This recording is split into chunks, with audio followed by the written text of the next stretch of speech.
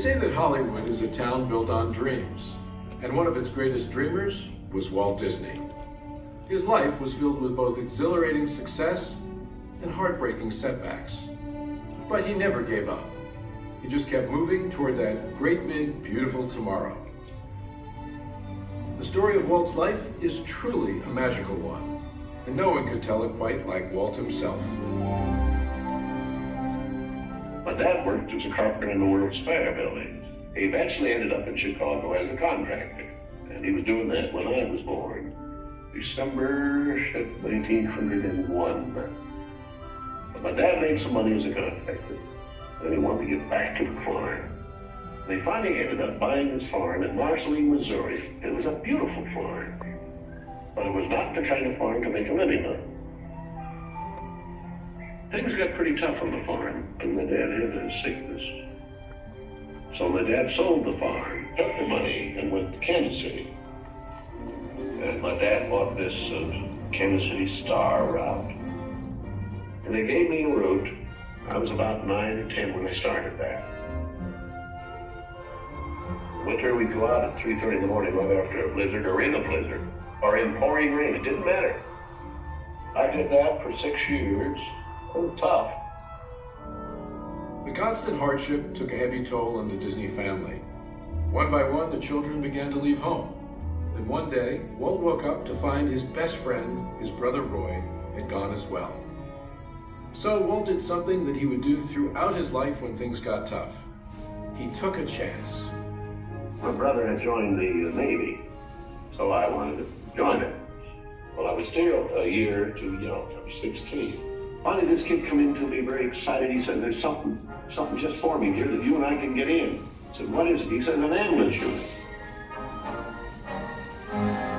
I was in Paris, 3rd of September, when Pershing pulled out.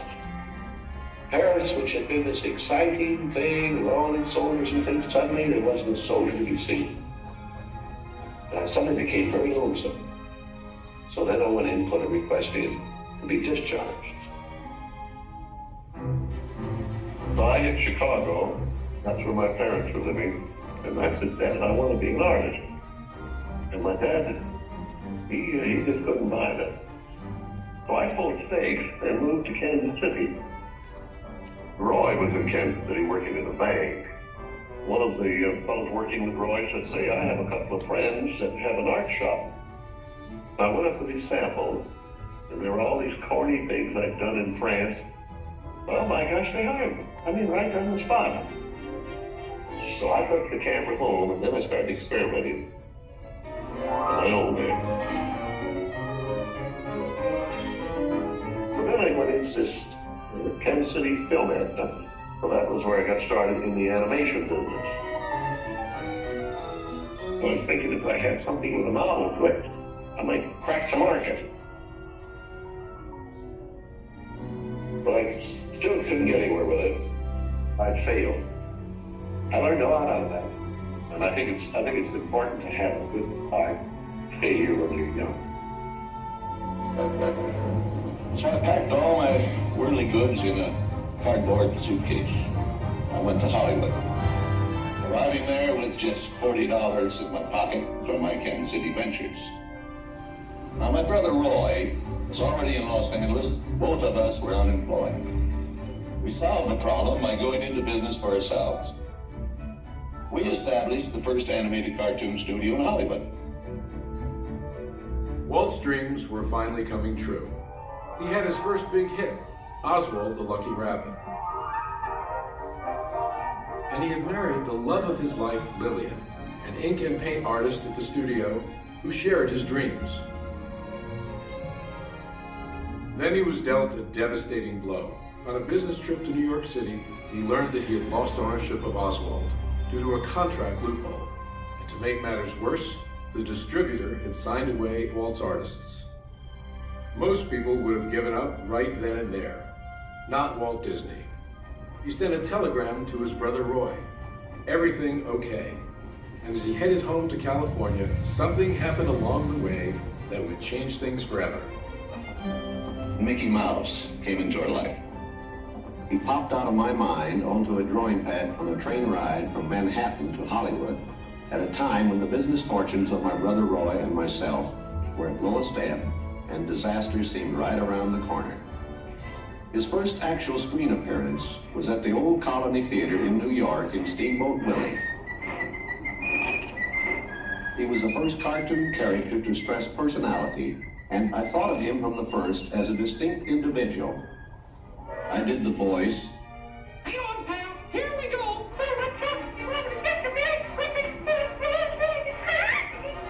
Mickey was simply a little personality assigned to the purposes of laughter.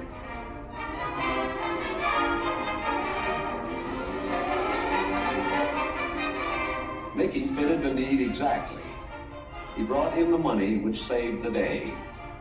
He enabled us to explore our medium, and he paved the way for our more elaborate screen ventures.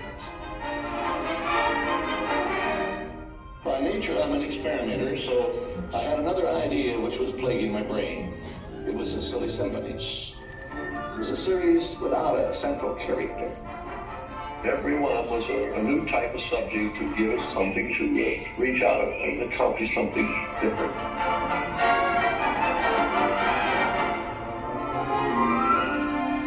Then we started distributing both Mickey Mouse and the Silly Symphonies. It was Nip and Tuck getting them out. Walt began to push himself and his artists, and when he wasn't working, he was worrying about the future. And then the inevitable happened.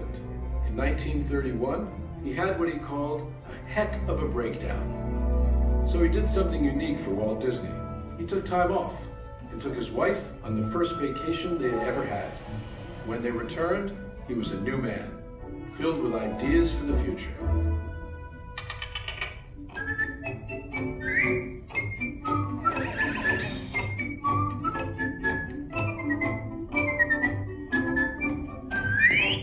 Handwriting on the wall there, because a short subject is just a filler on any program.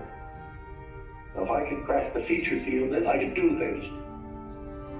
I had done a little story research on different fairy tales I might do, and Snow White was one of them. I thought it was a perfect story. I had the heavy... It's a magic wishing apple. Now, make a wish. I had the prince, then the girl, the romance. I had the sympathetic dwarfs and things. We started Snow White sometime late 35, and it was around 2 years in the making. We had the family fortune, we had everything wrapped up in Snow White. In fact, the banker, I think, was losing more sleep than I was. We had a big premiere, the Carthay Circle Theater, big, brilliant Hollywood premiere. All of Hollywood brass turned out for a cartoon.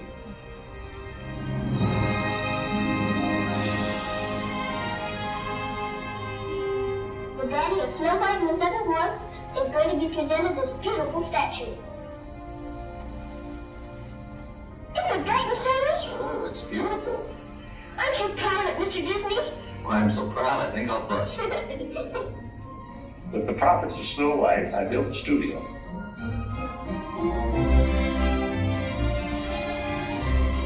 Two years later, I was almost broke. Plus, I had all these pictures and words. But okay. There are no strings on me. Bambi. Fantasia.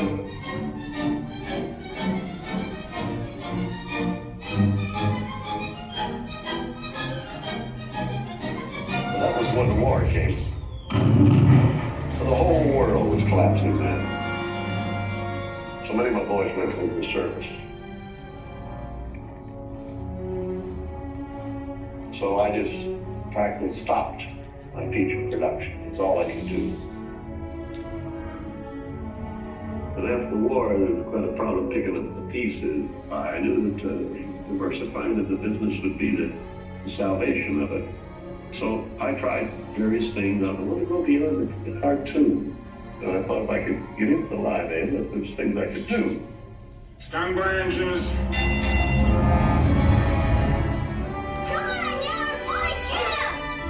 Not bad, eh, Charlie? Let's open her up and see what she'll really do. I wanted enough different types of things that I could fall on my nose with one of these pictures, but I had another one right behind it that would hit. After a long concentration on live action and cartoon films, we decided to try something that would employ about every trick we learned in the making of films. We would combine cartoon, live action, in an enormous fantasy, Mary Poppins. As the original Mary Poppins budget of $5 million continued to grow, I never saw a sad face around the studio. Even my brother Roy was happy. This made me nervous. Then a horrible thought struck me. Suppose the staff had finally conceded that I knew what I was doing. Once again, Walt Disney had created storytelling magic to reinvent family entertainment. But even then, he wasn't finished. He had a bigger dream in mind. Well, it came about when my daughters were very young, and Saturday was always Daddy's Day with the two daughters. So we'd start out and try to go someplace with, different things, and I would take them to the merry-go-round, and I took them different places, and as I'd sit there while they rode the merry-go-round, did all these things, I felt that there should be something built, some kind of an amusement enterprise built where the parents and the children could have fun together. So that's how Disneyland started. It takes a lot of money to make these dreams come true. And we had everything mortgaged, including my family. Started with many ideas, threw them away, started all over again. And eventually it evolved into what you see today as Disneyland. But it all started from a daddy with two daughters wondering where he could take them, where he could have a little fun with them too. The heart means a lot to me in that something will never be finished, something that I can keep developing and adding to. Not only can I add things, but even the trees will keep growing. That thing will get more beautiful every year. And I knew that if I did anything like the park, I had to have some kind of a medium like television to let the people know about it. The world is a carousel of color, history, comedy, fantasy. There's drama and birth, there's old Mother Earth, with all of her secrets to see. The miracle of imagination, the marvels of earth, sea, and sky. These wonders untold are ours to behold in the funny world, the sunny world, the wonderful world of color. And now your host, Walt Disney. Today, I want to share with you some of our ideas for Disney World. Here in Florida, we have something special we never enjoyed at Disneyland, the blessing of size. There's enough land here to hold all the ideas and plans we can possibly imagine. We know what our goals are. We know what we hope to accomplish. And believe me, it's the most exciting and challenging assignment we've ever tackled at Walt Disney Productions. Throughout his storied career, Walt never gave up, despite the many challenges along the way. For his visionary work, he received hundreds of awards from all corners of the globe, more Academy Awards than any individual in history, and the Presidential Medal of Freedom for a lifetime of inspiring others. He created dreams that live on today for millions around the world. But with all of that, when asked to name his greatest reward, Walt's reply was surprisingly humble. Well, my greatest reward, I think, is that I've been able to build this wonderful organization, and also to have the public appreciate and accept what I've done all these years. That is a great reward. But all individuals are different.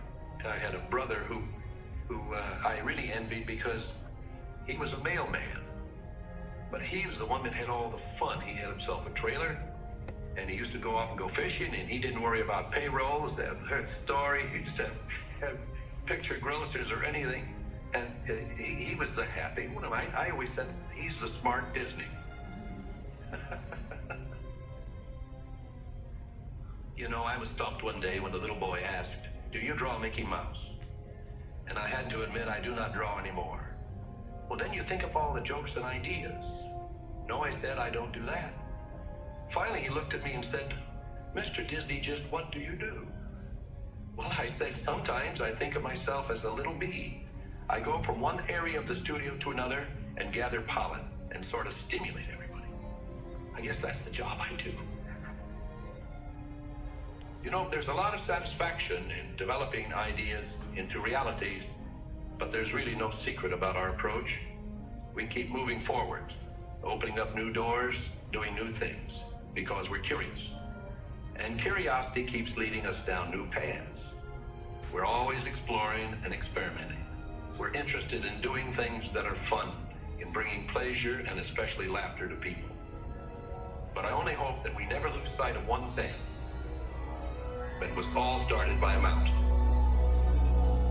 Like a boat out of the blue, fate steps in and sees you through.